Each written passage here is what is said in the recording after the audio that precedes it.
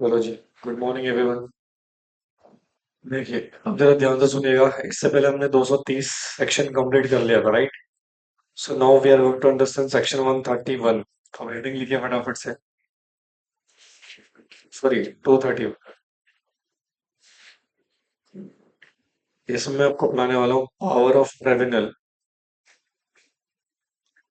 क्या पढ़ाने वाला हूँ जी? Power of tribunal to enforce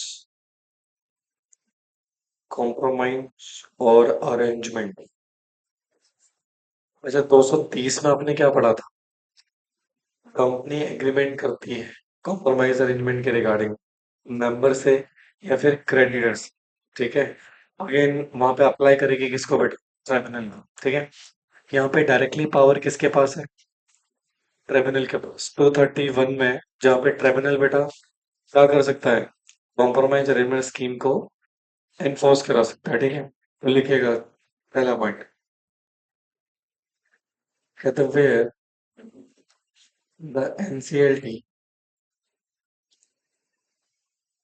make an order under section 230 और सैंक्शन करता है a compromise or arrangement of company if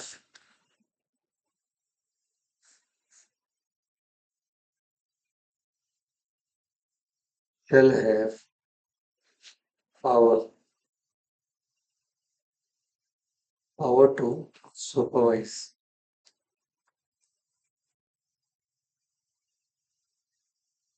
implementation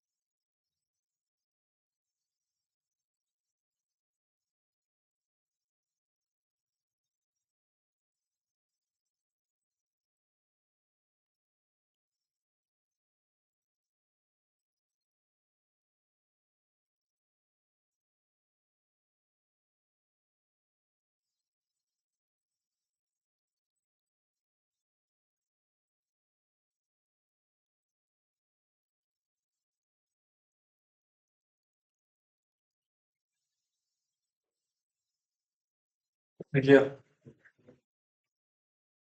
now listen please. देखो क्या कह रहा है। Power tribunal. क्या है पावर ट्रिब्यूनल के पास? देखिए सर, कहते हैं जहां एनसीएलटी ने ऑर्डर पास किया है कौन से सेक्शन में? 230 में, और अप्रूव किया है, सैंक्शन किया है किसको? कॉम्प्रोमाइज को और अरेंजमेंट ऑफ द कंपनी। ध्यान सुना। और सर इसलिए इट होगा इट।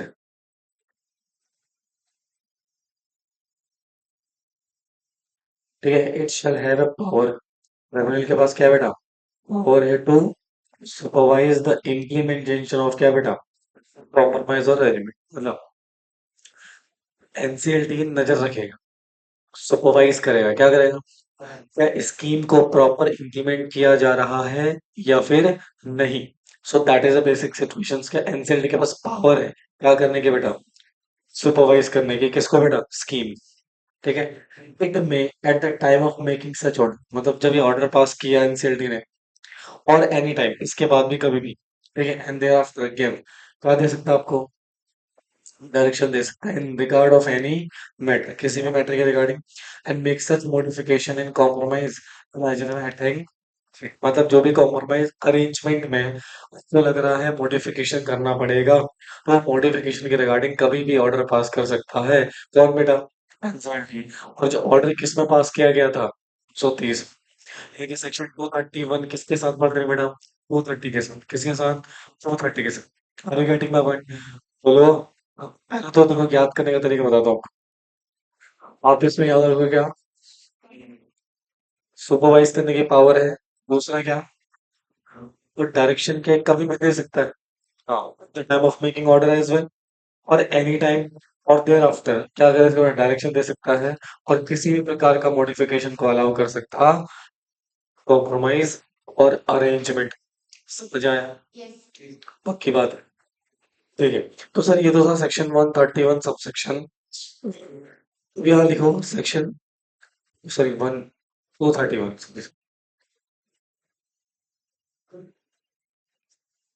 इसमें लिखो, if the NCLT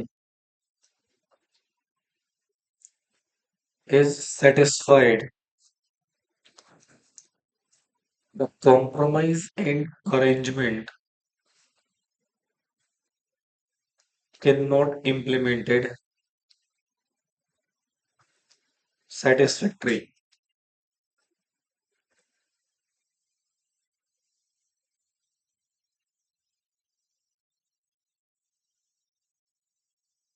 with or without modification.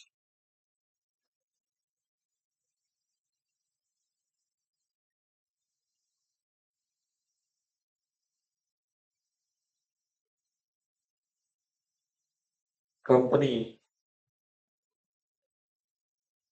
is unable to pay its debt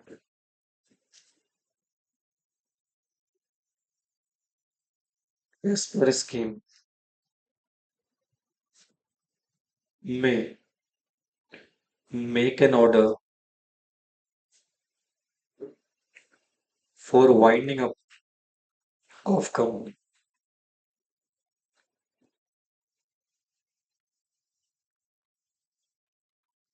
बेटा कॉम्प्रोमाइज और अरेंजमेंट की स्कीम से हम कर क्या रहे हैं वैसे, what we are doing, dispute को सेटल कर रहे हैं। क्या कर रहे हैं, डिस्प्यूट सेटल कर रहे हैं। डिस्प्यूट जनरली होता क्या है, पैसे का, मतलब बिजनेस में एक ही तो डिस्प्यूट होगा, आप क्रेडिटर्स को पैसे नहीं दे पाए, आपने एक स्कीम बनाई, ठीक है, पूरी नहीं दे पा रहे हो, तो इस सेटलमेंट के हिसाब से, इस स्कीम के हिसाब से पे कर दो। वो भी नहीं पे कर पा रहे हो, तो उसके रिगार्डिंग हमें कोई सिचुएशन डिस्कस करनी पड़ेगी। ये कॉपी किया आप लोगों ने, हाँ जी।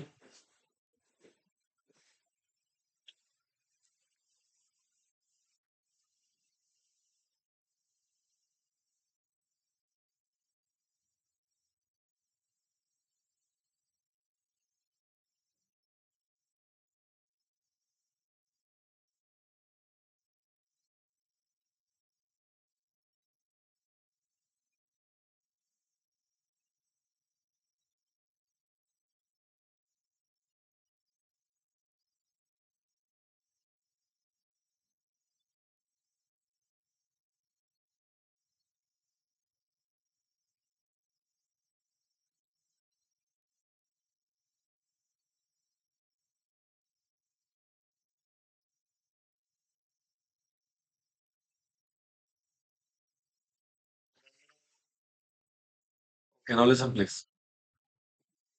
देखो, अगर एनसीएलटी को लगता है, क्या लिखा हुआ है, इफ एनसीएलटी सेटिस्फाइड, जो कॉम्प्रोमाइज है, तो जो अरेंजमेंट की स्कीम को can not be implemented satisfactory, मतलब कंपनी जो स्कीम प्रूफ किया था ट्रिब्यूनल ने, उसको सही से क्या नहीं कर पा रही है, इम्प्लीमेंट नहीं कर पा रही है विद या फिर विदाउट एनी मॉडिफिकेशन। ठीक है, बोलो बच्चों। तो उस केस में अगर कंपनी अनेबल है क्या बेटा, पे करने के लिए, क्या, that's as per scheme, scheme forward, compromise arrangement, है ना। भाई यहाँ पर बेटा एनसीएलटी ऑर्डर पास कर सकता है किस चीज का, कंपनी की वाइंडिंग अप। भाई आप नहीं डेट पे कर पा रहे हो, ठीक है, आपको वाइंड अप कर देते हैं, क्या कर देते हैं, और जो भी आपके एसेट्स को रियलाइज करके पैसा आएगा वो हम क्रेडिटर्स को पे कर देंगे। Are you getting my point. तो ये है बेटा सेक्शन 231, बेसिकली पावर बता रहे हैं ट्रिब्यूनल की कि वो स्कीम को क्या कर सकते हैं, सुपरवाइज कर सकता है, डायरेक्शन दे सकता है, या फिर अगर आप स्कीम को प्रॉपर एप्लीकेट नहीं कर पा रहे हैं तो फिर आपके वाइंडिंग का ऑर्डर भी ट्रिब्यूनल पास कर सकता है। समझ में आए, पक्की बात है। ये खत्म हो गया बेटा 231, एक बार बुक से गो थ्रू कर लेते हैं। ठीक है,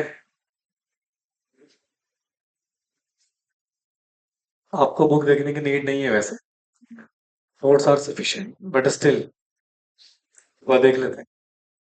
देखो, ट्रिब्यूनल ने जो ऑर्डर पास किया था कहाँ पे, ठीक है, तो उसमें सुपरवाइज करने की पावर है और डायरेक्शन इशू करने की पावर है। और अगर स्कीम को सेटिस्फैक्ट्री आप नहीं कर पा रहे हो इम्प्लीमेंट विदाउट मॉडिफिकेशन, और वहां पे बेटा आपके वाइंडिंग अप का ऑर्डर पास हो सकता है सेक्शन 200, दैट इज 73, 273, राइट। हालांकि वाइंडिंग अप के प्रोविजंस बेटा कुछ शिफ्ट हो चुके हैं आईबीसी कोड में, किसमें, ऐसा नहीं कम रिजेक्ट में नहीं है, बट मोस्टली प्रोविजन कहाँ पे है बेटा, आईबीसी कोड में। तो जब आईबीसी कोड पढ़ेंगे वहां पर आपको बताया, ठीक है। अगला सेक्शन है बेटा हमारे पास 232, that is merger and amalgamation of the companies. समझ में आया जी। चलिए फटाफट से आइए नोट्स पे।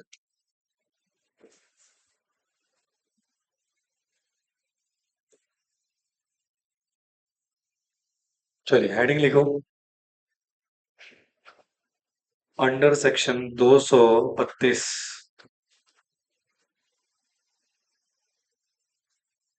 मर्जर एंड अमलगमेशन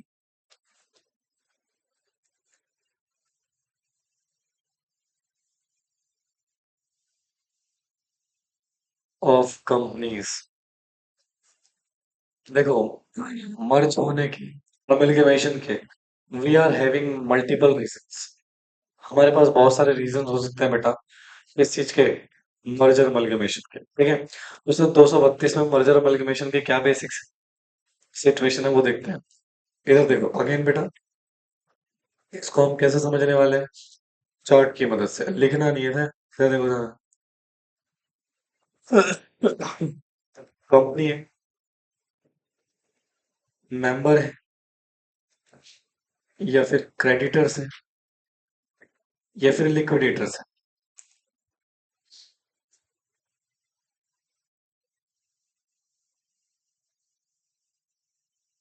बोलो जी। ये जो है बेसिकली क्या कर रहे हैं, सुनो ध्यान से, they are filing application. Application क्या करना है बेटा, अगेन यहाँ पर जो एप्लीकेशन फाइल हो रही है वो कौन सी हो रही है, कॉम्प्रोमाइज और किसके पास, एनसीएलटी के पास, नेशनल कंपनी लॉ ट्रिब्यूनल, ठीक है। अब एनसीएलटी का काम है, इसको वो ऑब्जर्व करेगा, क्या करेगा, किसको, एप्लीकेशन, ठीक है।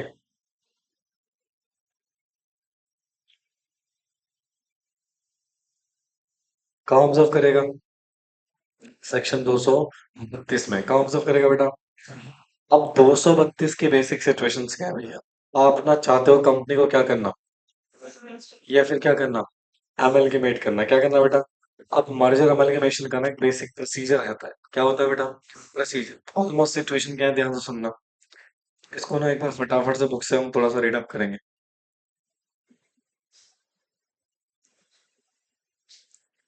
सी, क्या लिखा हुआ है, तो सबसे पहले हम समझेंगे क्या, दूसरा क्या। तो सिर्फ मर्जर में और एमलगमेशन में क्या डिफरेंस होता है, बेसिकली है क्या, देखो यार, कहते हैं द टर्म मर्जर अमलगमेशन कहीं पर भी डिफाइन नहीं है कंपनीज एक्ट। कंपनीज एक्ट में मर्जर भी डिफाइन नहीं है और एमलगमेशन भी। Merger amalgamation often known to the single terminology.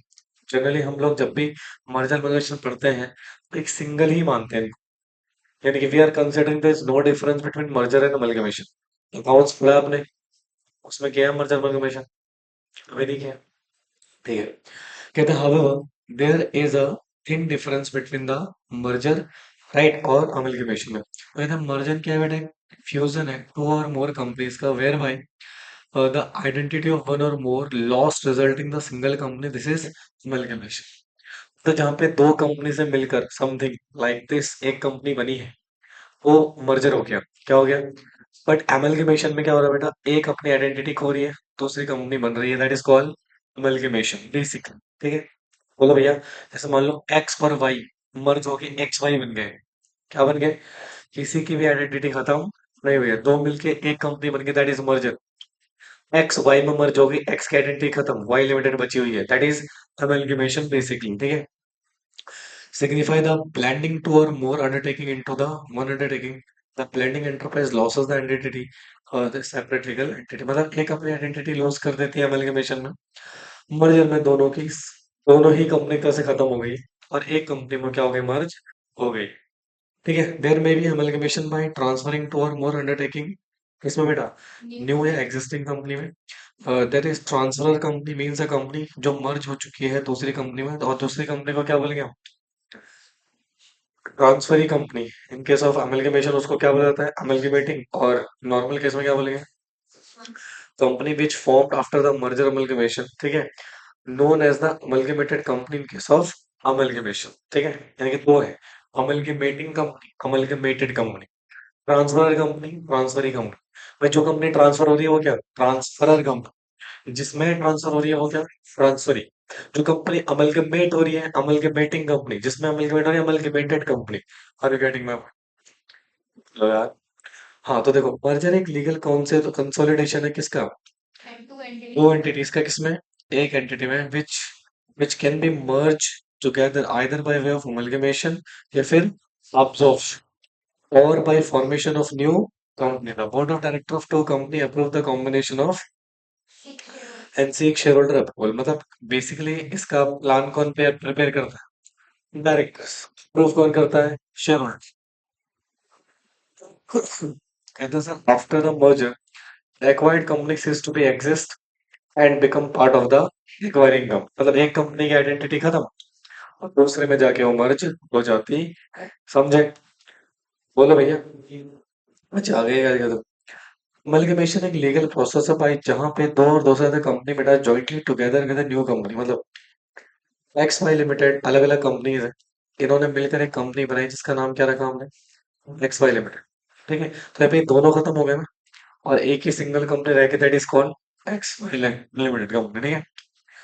अब ये बेसिकली अब्सॉर्ब या blend into another consequences of amalgamating company loses the existence and its shareholder become the shareholder of new company an amalgamated company of course। मतलब एक company के share holder दूसरी company के क्या बन जाएंगे? शेयर होल्डर बन जाएंगे। ठीक है। इन अदर वर्ड, जितनी प्रॉपर्टी एसेट्स लाइबिलिटी है एक और दो कंपनी है taken over by the another company observe with a transferred and existing company, and therefore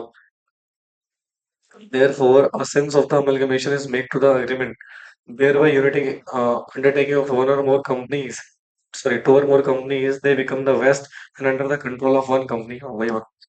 situation याद रखना, मर्जर में क्या होता है बेटा? एक कंपनी दूसरी कंपनी में मर्ज हो गई, उसकी आइडेंटिटी क्या हो गई? खत्म। ठीक है।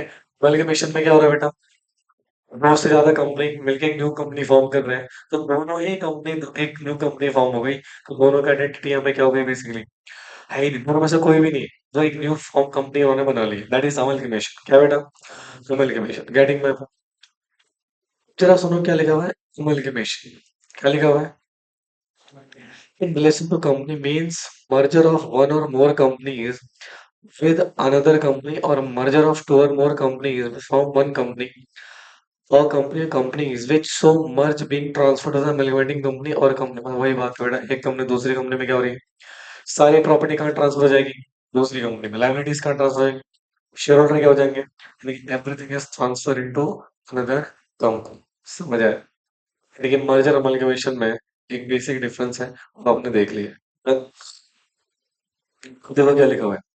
कहते हैं tribunals power to call meeting of, या फिर विद रिस्पेक्ट टू क्या, merger amalgamation as per companies act, right. तो यानी कि यहाँ पे बेसिकली क्या हो रहा है बेटा, ट्रिब्यूनल मीटिंग कॉल कर रहा है। कौन कॉल कर रहा है बेटा, मीटिंग किसके रिगार्डिंग है बेटा, मर्जर अमलगमेशन के रिगार्डिंग, किसके रिगार्डिंग, मर्जर अमलगमेशन के रिगार्डिंग। तो देखो सेम है, आप ऑलरेडी कुछ नहीं करना, बेसिक सेक्शन देखो। कहते हैं इस पर सेक्शन सबसेक्शन वन, आपको एक एप्लीकेशन फाइल करनी होती है किसको, कौन से सेक्शन, हट चुके हैं 230। कहते हैं फॉर सैंक्शन क्या, और जो भी आपके कंपनीज के बीच में होने वाले हैं, जैसे यहाँ पर शेयर होल्डर है, कंपनी कंपनी के बीच में होगा, और it's shown to the tribunal, tribunal को ऐसा दिख रहा है, द कॉम्प्रोमाइज और अरेंजमेंट है ना, has been propose for the purpose और in connection with the scheme of क्या बेटा, reconstruction of company company involving merger amalgamation into two और मोर। यानी कि वहां पे अब ऐसे स्कीम बना रहे थे जो सेटलमेंट हो रहा था, क्या हो रहा था, किसके बीच में, कंपनी एंड क्रेटर्स के बीच में, कंपनी मेंबर, बस यहाँ पर ऐसा नहीं है। यहाँ पर बिनल को लग रहा है ये जो कॉम्प्रोमाइज अरेंजमेंट की स्कीम है, इससे कंपनी का रिकंस्ट्रक्शन हो रहा है, क्या हो रहा है, या फिर ये स्कीम इन्वॉल्व कर रही है किसको, मर्जर और अमलगमेशन को। लगेगा ना कि एक कंपनी आइडेंटिटी खत्म हो रही है, तो वो क्या है, मर्जर है। दोनों कंपनी दूसरी किसी एक कंपनी में मर्ज हो रही है, दैट इज कॉल्ड अमलगमेशन है। ठीक है, तो ये किसको लगेगा, ट्रिब्यूनल को। या अंडर इस स्कीम में होल या एनी पार्ट ऑफ अंडरटेकिंग या कोई प्रॉपर्टी या liability of company is required to be transferred हो रही है किसमें, किसी दूसरी कंपनी में। ट्राइब्यूनल को दो ऑब्जर्वेशन हो रही है, पहला, कॉम्प्रोमाइज और अरेंजमेंट की स्कीम जो है बेटा, क्या शो कर रही है, क्या शो कर रही है, रिकंस्ट्रक्शन ऑफ कंपनी, या फिर मर्जर, या फिर अमलगमेशन। दूसरी ऑब्जर्वेशन है आपकी सारी एसेट्स, सारी लाइबिलिटीज, सारे शेयर होल्डर ट्रांसफर हो रहे हैं किसी दूसरी कंपनी में, बोलो। हाँ, तो ट्रिब्यूनल में ऑन सच एप्लीकेशन ऑर्डर कर सकता है किस चीज का बेटा, मीटिंग का, किस चीज की मीटिंग, या फिर क्लास ऑफ क्रेडिट्स है मेंबर्स, या फिर मेंबर्स की, जो भी है। और यहाँ पर सारे के सारे डायरेक्शन किसके हिसाब से चलेंगे बेटा, पूरा प्रोसेस सेम है किसकी तरह, सेक्शन 230 की तरह। ठीक है, मीटिंग कॉल करने का प्रोसीजर जो है ऑलमोस्ट क्या बेटा, पूरा का पूरा सेम ही है, समझ रहे हो मेरी बात को।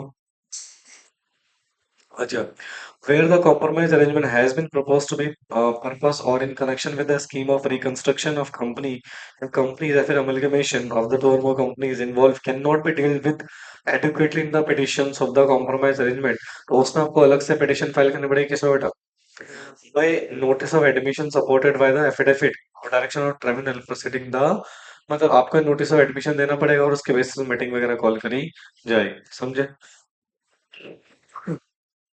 बोलो बेटा, अब क्या लिखा हुआ है, circulation of documents for member और क्रेडिटर्स में, पूरा का पूरा सिचुएशन क्या है देखो, क्या कह रहा है, स्टेट एट एंड ऑर्डर किसने पास कर दिया, under subsection one, merging companies या कंपनी इन रिस्पेक्ट ऑफ क्या बेटा, division is post shall required to circulate the following document. अब ये कुछ डॉक्यूमेंट आपको सर्कुलेट करना पड़ेगा, पहला पोस्ट टर्म्स स्कीम्स, मतलब सबसे पहला ड्राफ्ट स्कीम जो आपने बनाई है वो, दूसरा confirmation of the copy draft scheme किसने, रजिस्ट्रार ने स्कीम को कंफर्म कर लिया वो, या report adopted by director of merging company explain the effect, इस स्कीम का इफेक्ट क्या पड़ेगा किस पे, केएमपीएस पे, प्रमोटर पे, नॉन प्रमोटर पे, ये सब सेम पढ़ा था आपने वहां पे। या फिर एक्सपोर्ट आई है, वैल्यूएशन की रिपोर्ट आई है, या अकाउंटिंग स्टेटमेंट को लेके सिचुएशंस आई है, सारी चीजें आप किसको भेज दोगे, ट्रिब्यूनल को, किसको, ट्रिब्यूनल को, ठीक है।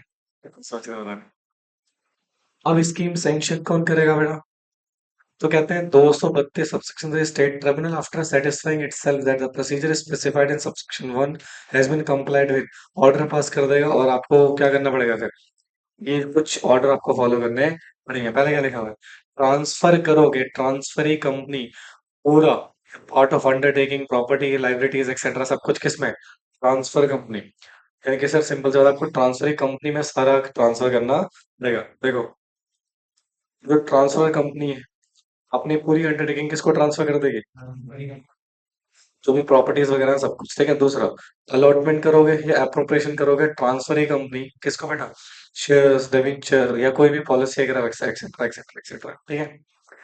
Transferee company shall not result to the compromise arrangement hold any shares in notes, मतलब खुद के नाम पे शेयर होल्ड नहीं कर सकती है, फिर ना ही अपने किसी सब्सिडरी और ना ही किसी एसोसिएट कंपनी के नाम पे शेयर होल्ड कर सकती है। अगर कोई शेयर है उसको डिस्टिंग करना पड़ेगा, क्या करना पड़ेगा?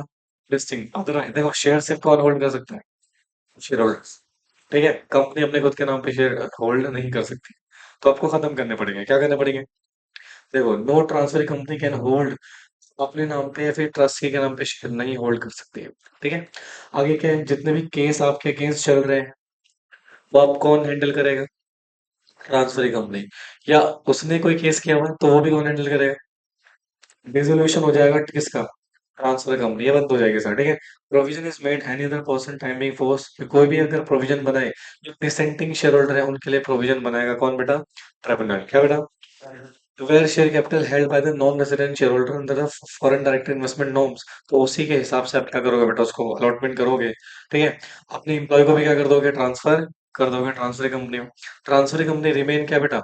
लिस्टेड, जब तक उसको लिस्टेड ना करा जाए। ठीक है। Share holder of the transfer company decide to opt out, मतलब अगर कोई शेयर होल्डर जाना चाहता है तो उसको आपको एग्जिट अपॉर्चुनिटी देनी पड़ेगी। समझ आ रहा है? बोलो। ऑडिट का सर्टिफिकेट लोगे कि अकाउंटिंग स्टैंडर्ड फुलफिल हो रहा है या फिर नहीं? सारी प्रॉपर्टीज वगैरह ट्रांसफर करोगे पर चुके ऑलरेडी। अच्छा, सर्टिफाइड कॉपी किसको ट्रांसफर करोगे? सेम है जो अपने 230 में बोला था। ठीक है। Date of effective scheme, scheme कब से इफेक्ट होगी बेटा? देखो इधर, scheme under the this clarity appointed date from the effected and scheme deemed to be effective from the date of not subsequent to the appointed date, मतलब जो NCLT है ना, अपॉइंटेड डेट बताएगा। क्या बताएगा? उस दिन से आपकी स्कीम क्या हो जाएगी? और एक एनुअल स्टेटमेंट फाइल करोगे जो सर्टिफाई किससे कराओगे बेटा? ये क्या भी लिखवा दूंगा है, ये क्या है बेटा कि आप यहाँ पे ये बता रहे हो कि स्कीम फुल्ली इम्प्लीमेंट हो रही है या फिर नहीं हो रही है? अगर नहीं हो रही है तो फिर आपको कुछ पनिशमेंट वगैरह फेस करनी पड़ेगी। ठीक है। कुछ चीजें लिख लो इसके, इसको लेके।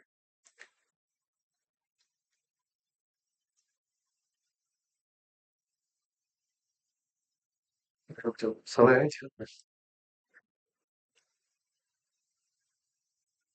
प्रोसीजर क्या बेटा? सबसे पहले आप प्रिपेयर करोगे एक ड्राफ्ट स्कीम। क्या प्रिपेयर करोगे? एंड उसको फाइल कर दोगे किसे? आरओसी को। किसको? एंड ऑफिशियल लिक्विडेटर को। किसको बेटा? और ये जो है ये जाएगा फॉर्म A9 में। किसमें जाएगा? अच्छा, दूसरा आरओसी है, कौन है बेटा? एंड अच्छा, ऑफिशियल लिक्विडेटर किस केस की बात कर रहा है?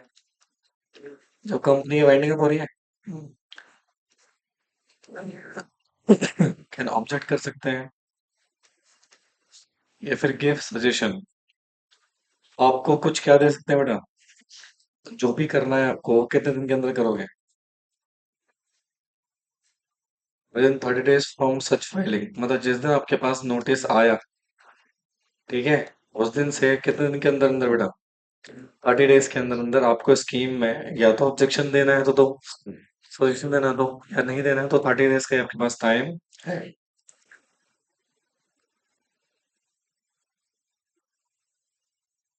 और नंबर 3, अप्रूवल लोगे किससे बेटा? मेंबर से।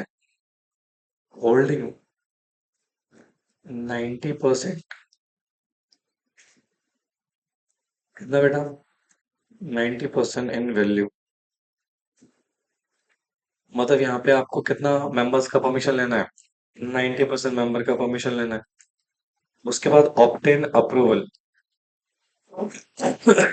सॉरी, इसका क्रेडिटर्स का।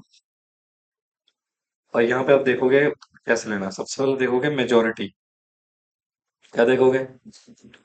सबसे पहले तो मेजोरिटी नंबर्स में होनी चाहिए, एंड उन्होंने कम से कम कितना? 9/10 वैल्यू, यानी कि वही 90% बात कर रहे हैं, होल्ड कर रखी हो। ठीक है। बोलो जी।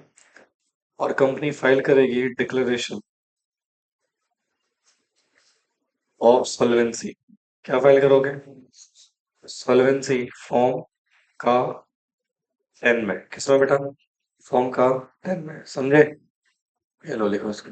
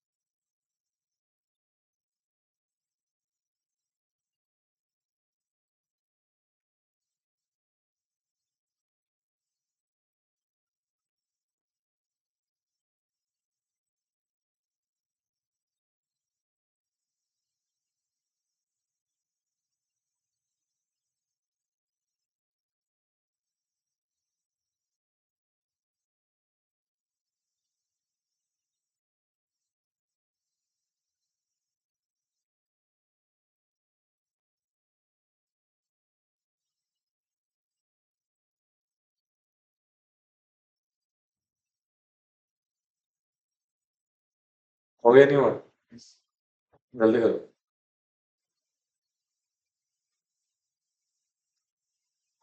वैभव वैभव का रह रहा है।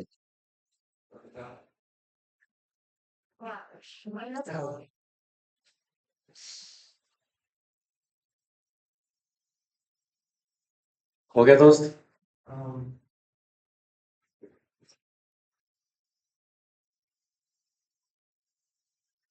वाले से पहले कर लिया करो।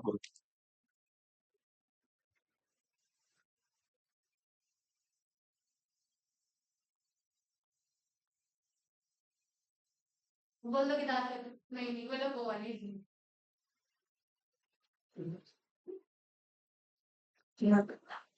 मैं तो नहीं चाहता।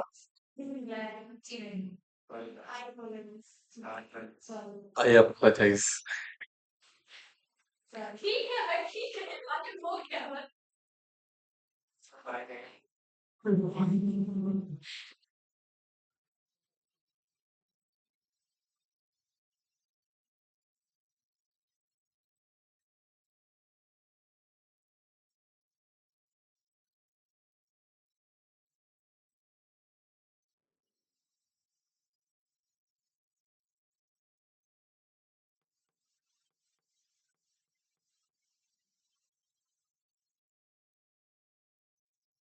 क्या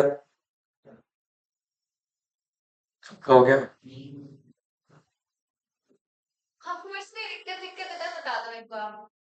अरे नाम लिया आपका। हाँ तो बिल्कुल मैं सबसे पूछ रही हूँ मेरी भी तो सुनो। हमारा हो गया। नहीं वो मेरा।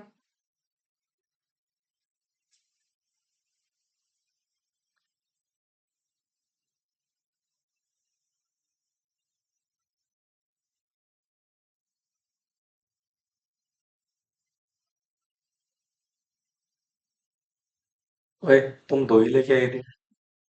कोई नहीं। बाकी कमला कर दिया। कोई नहीं ऊपर कोई नहीं। 6 रुपए का स्कैम। एक रुपये की बात क्या? एक रुपये का थोड़ी ना कर रहे हैं। मैं कोई नहीं। हो गया भैया। चल।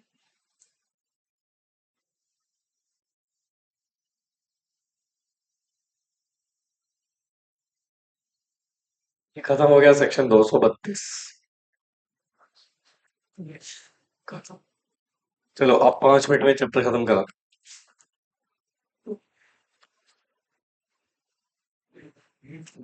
सब मेन सेक्शन है 230। बाकी हम कैसे करेंगे? श्री नंबर की बात करते हैं। पूछो। हर चीज बताई जाएगी आपको। Majority number. एंड यार ने बोला तो सही भी करा जाएगा। और कुछ पूछना तो बता देना। 9 10। हाँ।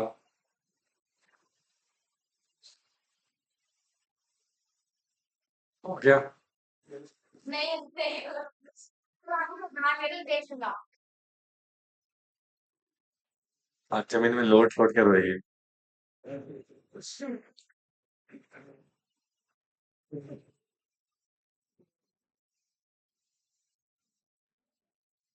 यार ही बोल रहे हैं बार बार। खुद है। बीमारी क्या है? नहीं हो। नहीं हो।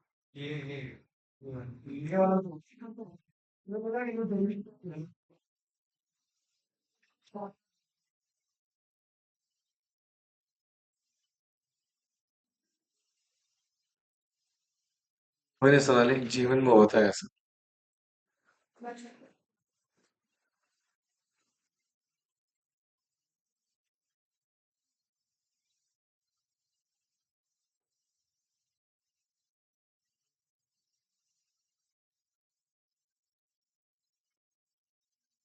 मैंने सेक्शन 230 पढ़ा।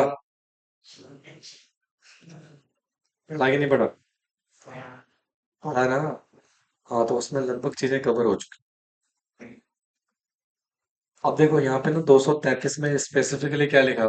मर्जर अमलगमेशन सर्टेन कंपनीज का। क्या हो गया भाई?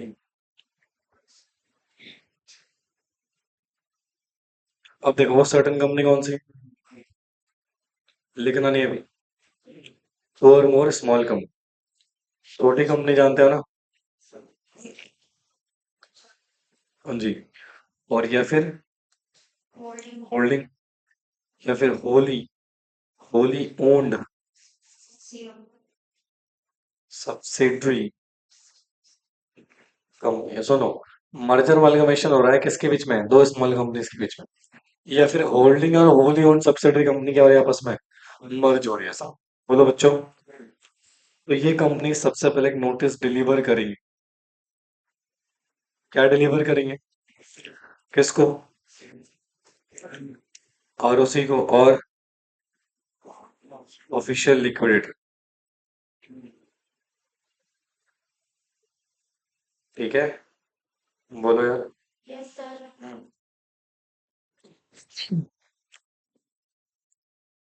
इस नोटिस में कुछ डिटेल्स जाएगी।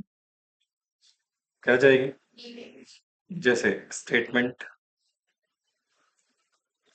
जो भी मर्जर अमलगमेशन है, डिक्लेरेशन ऑफ सॉल्वेंसी, अभी लिखना नहीं, ठीक है? या फिर और भी कोई मैटर है, ठीक है, नोटिस किया। क्या इनको नोटिस क्यों दिया है हमने? वाई? इनके ऑब्जेक्शन को रिसीव करने के लिए। टू रिसीड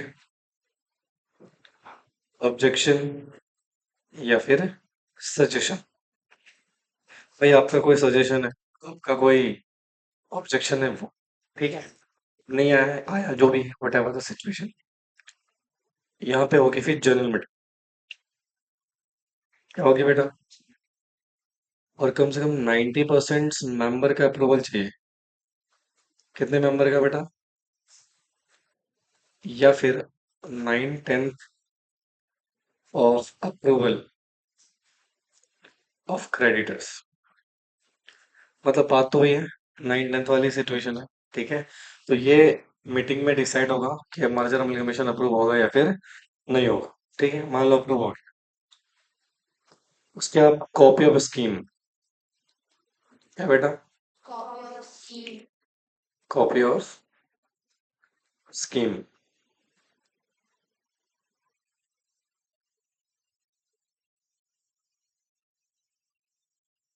ये आपने किसको दिए? या फिर ऑफिशियल लिक्विडेटर।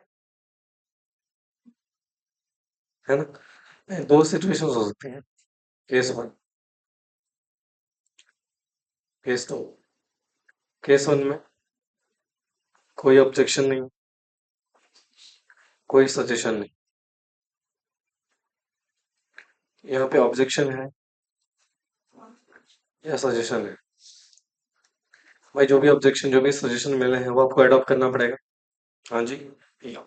इसके बाद आप क्या करोगे, इस स्कीम की कॉपी भेज दोगे सेंट्रल गवर्नमेंट के पास। किसके पास? ठीक है, तो सेंट्रल गवर्नमेंट बेटा इस स्कीम को क्या करेगी?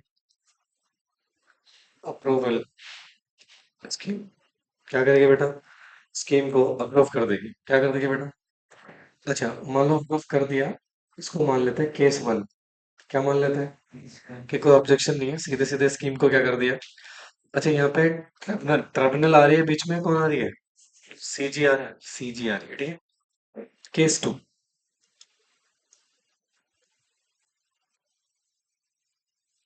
कौन सा केस बेटा? भाई पहले केस में आपने क्या कर दिया? अप्रूवल दे दिया। अब इस वाले केस में क्या होता है? सेंट्रल गवर्नमेंट ट्रिब्यूनल को, इसको बेटा एनसीएलटी को एक एप्लीकेशन देगी। क्या देगी बेटा?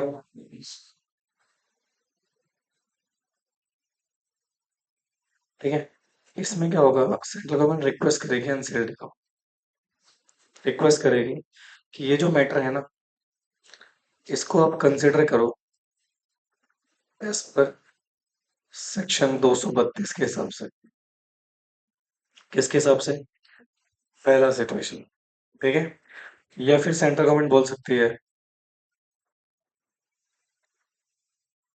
अगर पब्लिक इंटरेस्ट में नहीं है, नॉट इन पब्लिक इंटरेस्ट, ठीक है, तो एप्लीकेशन दे सकती है किसको? एप्लीकेशन दे सकती है किसको बेटा? ट्रिब्यूनल को। किसको? ट्रिब्यूनल को, कि इसमें आप कंसिडर करो किसके हिसाब से बेटा? सेक्शन 232 के हिसाब से। ठीक है। भाई देखो, सेंट्रल गवर्नमेंट की इन्वॉल्वमेंट इसलिए करी है ताकि चीजें ना सिंप्लीफाइड हो जाए। भाई ट्रिब्यूनल के पास जाएगा, फिर आपको लंबा प्रोसेस फॉलो करना पड़ेगा। अगर ट्रिब्यूनल को एनसी सॉरी सेंट्रल गवर्नमेंट को लगा है ठीक है मैटर नॉर्मल है, एज पर सेक्शन 233 है, तो इसको अप्रूव कर देगी। अगर उसको जरा से भी सस्पिशियस लग रही है स्कीम बेटा, फिर आप इसको फॉलो करेंगे। और ट्रिब्यूनल से प्रॉपर 232 के हिसाब से मर्जर एवल्यूएशन समझ आया? खत्म हो गया बेटा, लो। ना ना, ये सेक्शन खत्म हो गया। अच्छा, टर्म खत्म ही होने वाला बस।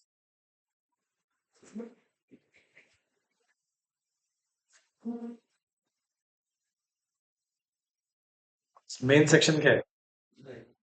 230, दैट्स इट। बाकी तो उसी के छोटे छोटे बच्चे।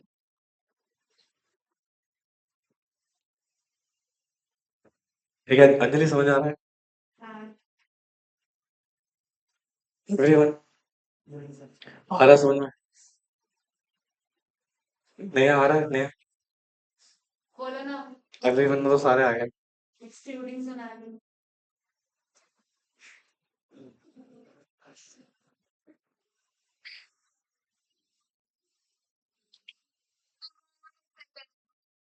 अच्छा आगे आता इधर का मुंह लाल पड़े होते।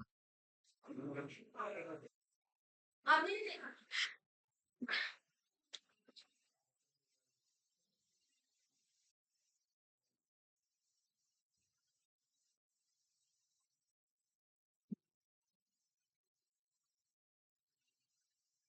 बंदर थोड़ी है वो,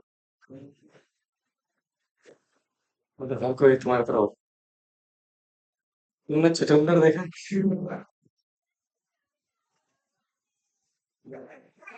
अरे नहीं, बता दो एक देखा।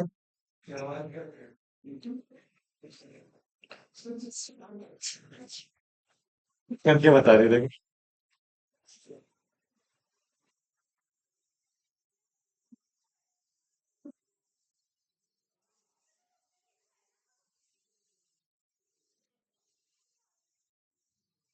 डेली आईने में देखती हूँ।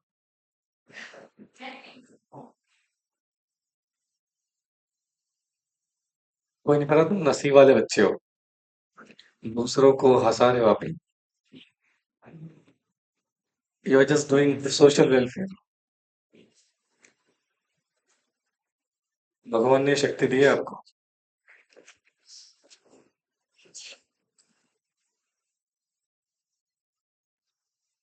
और कुछ लोग इस दुनिया में इग्नोर होने के लिए आए। ठीक है रहने दो।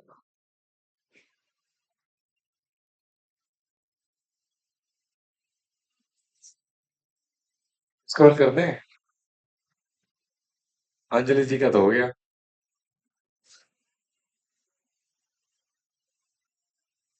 अब तो यही है।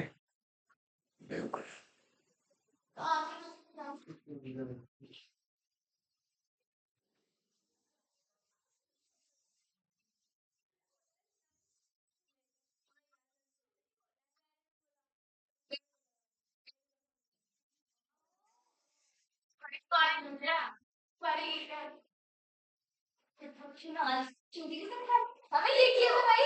उसने 2 साल की दोस्ती तोड़ दी, तुम झूठी कसम की बात करोगे। More than 2 year. और मोर। जल्दी कर ले मोटी। As compared to आगे बोलना मैं कुछ बोला नहीं था मन नहीं।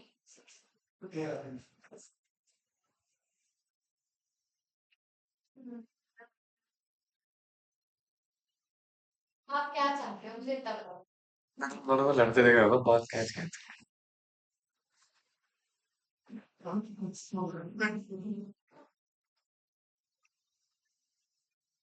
बहुत जमाना हो गया था नहीं देखे।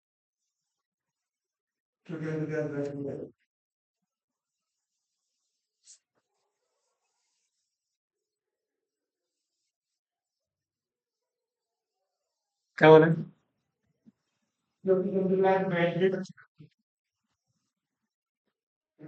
अच्छा।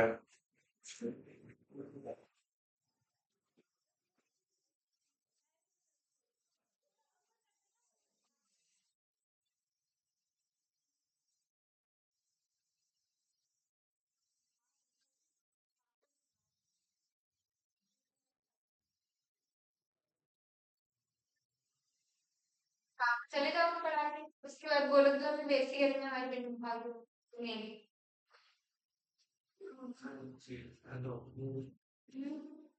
अरे माता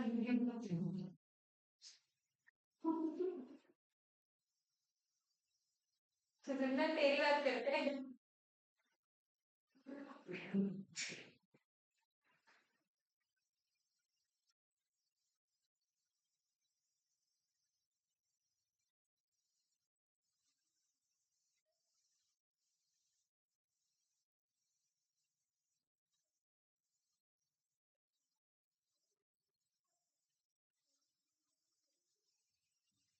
देखो देखो देखो।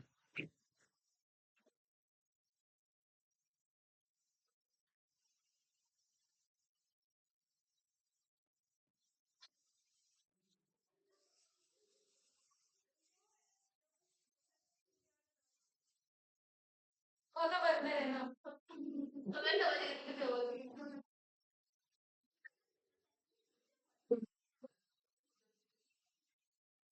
बड़ा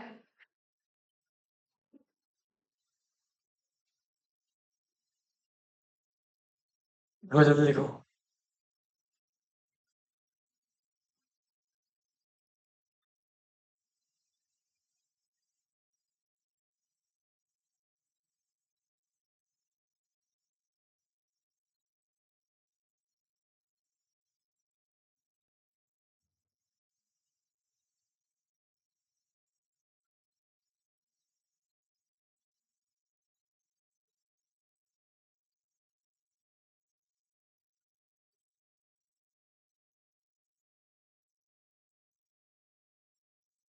हो गया।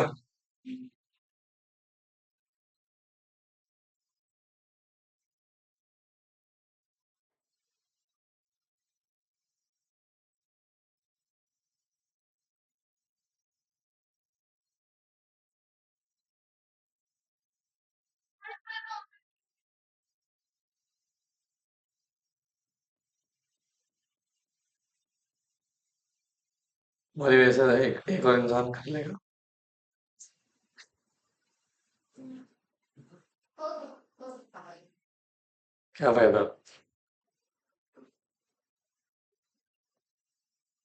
बेटा तुम्हारा हुआ नहीं।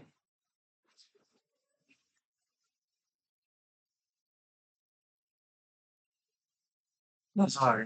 नहीं आ रहे राज, समझ नहीं आ रहा। हुआ ही नहीं।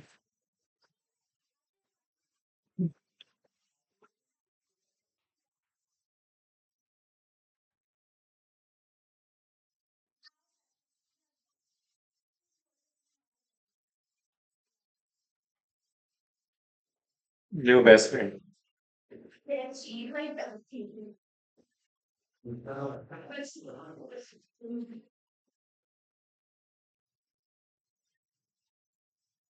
हाँ जी।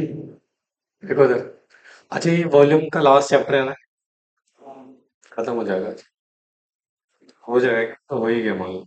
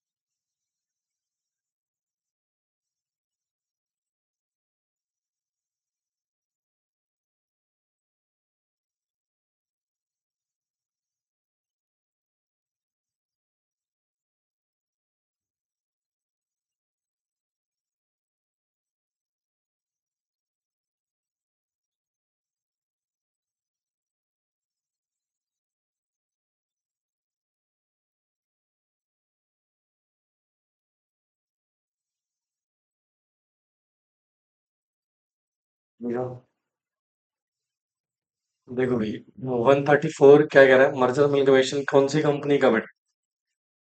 अब इसमें अगेन सिचुएशन सेम 230 वाले चल, सॉरी 232 वाले चलने वाले हैं। बस एक्स्ट्रा प्रोविजन क्या फॉलो करोगे देखो। आपको आरबीआई का अप्रूवल लेना है, फेमा के प्रोविजन फॉलो करना है। आप पेमेंट करोगे किसमें, या फिर या फिर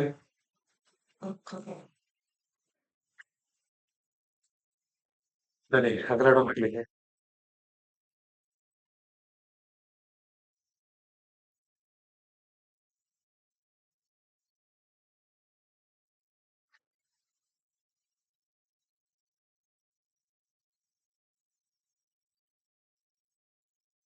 35 बात करना है टेक ओवर की। पूरी गई भाई। किसकी बात करता है जी। टेक ओवर की।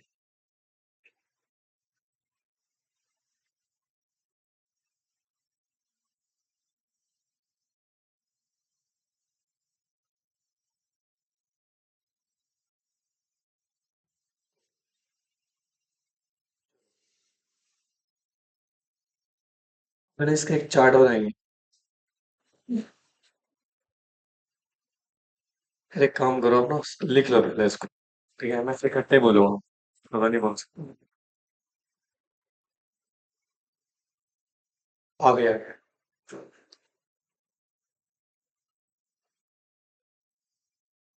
लड़की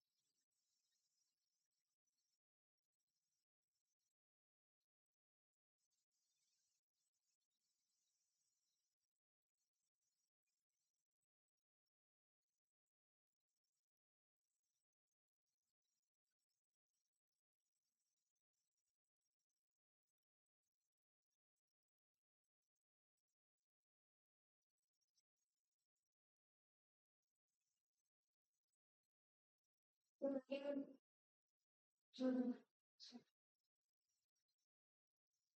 हम्म,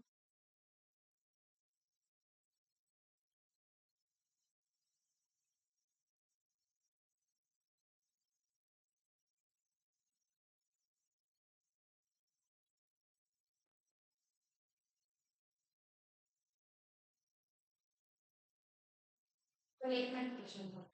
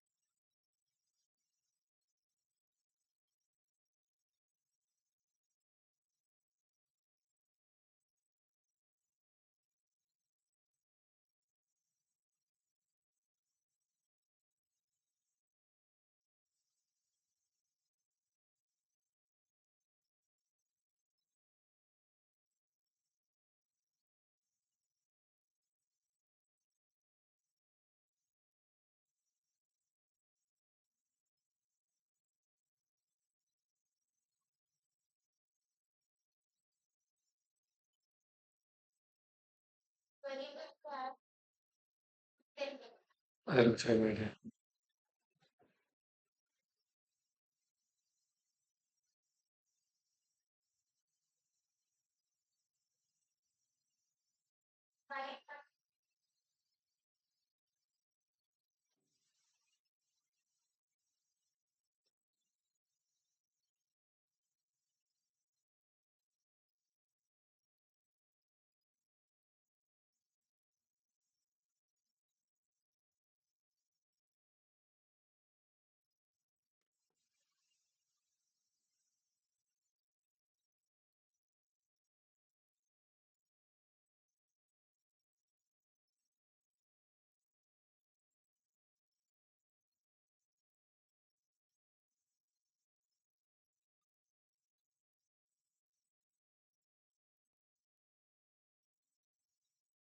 भाई इंजीनियर चकली लग रहा है।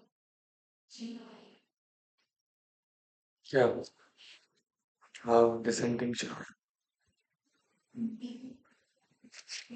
Dissenting thing thing.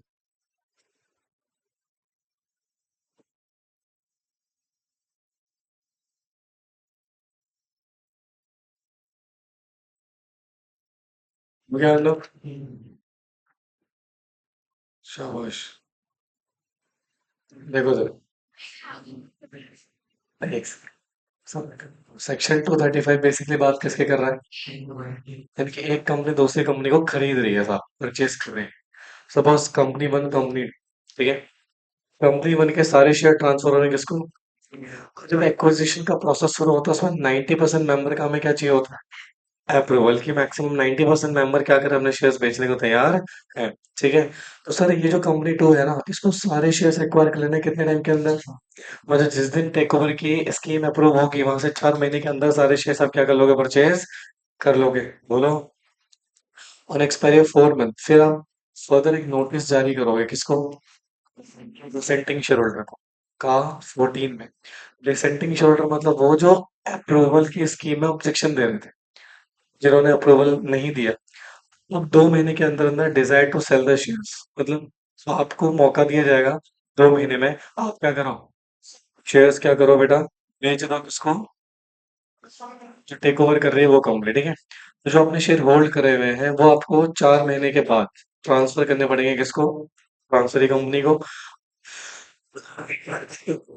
अगर आपसे नहीं करते तो कहाँ अप्लाई करो? ट्राइब्यूनल को अप्लाई कर सकते हो। फिर ट्राइब्यूनल ऑर्डर देगा, ट्रांसफर कंपनी क्या करेगी बेटा? शेयर एक्वायर कर लेंगे, मतलब सिंपल सी बात है। आपको 2 महीने, अच्छा, ट्राइब्यूनल को अप्लाई करने का टाइम है 1 मंथ। एक महीने के अंदर अंदर आप ट्रिब्यूनल को अप्लाई कर सकते हो। ठीक है, बोलो भैया।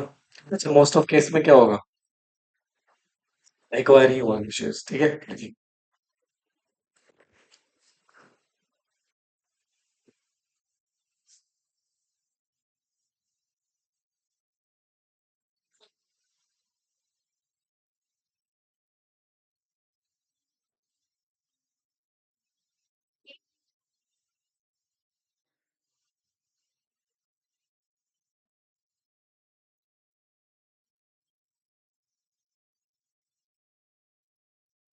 क्या? नहीं यार, अभी बुक से रीड कराना बाकी है। हो गया, सबका हो गया।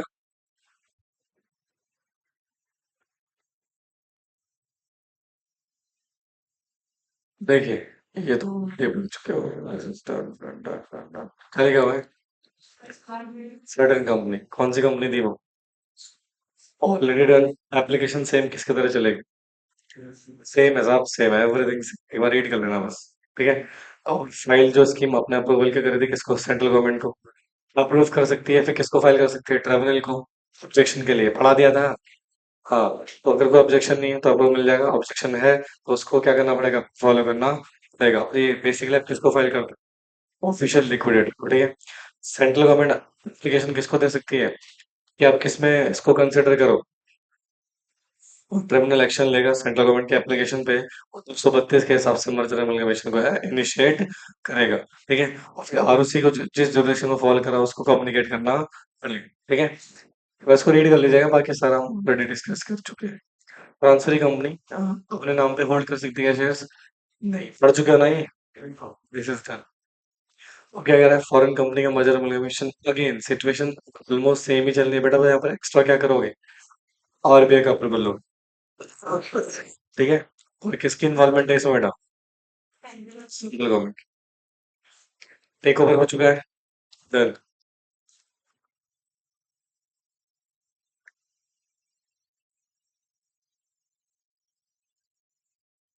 एक है माइनॉरिटी शेयर होल्डर, कैसे परचेज करोगे आप? ठीक है। तो परचेज क्या लिखा हुआ है? माइनॉरिटी कौन होता है? जो जिनके पास मिनिमम शेयर्स है कंपनी के। ठीक है। तो उसके रिगार्डिंग, अच्छा सुनो, इसको ना एक बार आप रीड कर लीजिएगा, हालांकि ये उतना इंपॉर्टेंट है नहीं सेक्शन, और ये तुम्हारे सिलेबस में भी उतना कवरेज नहीं है इसकी। ये डिलीट हो चुका है एक तरीके से देखा है। पब्लिक इंटरेस्ट में मर्जर एमलगमेशन हो रहा है, सेंट्रल गवर्नमेंट को लगता है कि पब्लिक इंटरेस्ट में जरूरी है मर्जर एमलगमेशन करना, तो वो भी वो करवा सकती है। इसको भी क्या कर लीजिएगा एक बार, रीड कर लीजिएगा। दिस इज ऑल्सो, ये डिलीटेड है। ठीक है। पूरा क्या बेटा? डिलीटेड है, पूरा डिलीटेड है। ठीक है। इसके बाद ये सारा डिलीटेड प्रोविजन है। जो अभी रिसेंटली आईसीएसआई की नोटिफिकेशन आई थी उसमें सारा कुछ क्या हो चुका है बेटा? डिलीट हो चुका है। ठीक है। तो जो मैंने आपको पढ़ा दिया, this is more than enough. उसके बारे में पढ़ लीजिएगा, बाकी हो गया खत्म। वॉल्यूम हमारी खत्म हो गई है। ठीक है।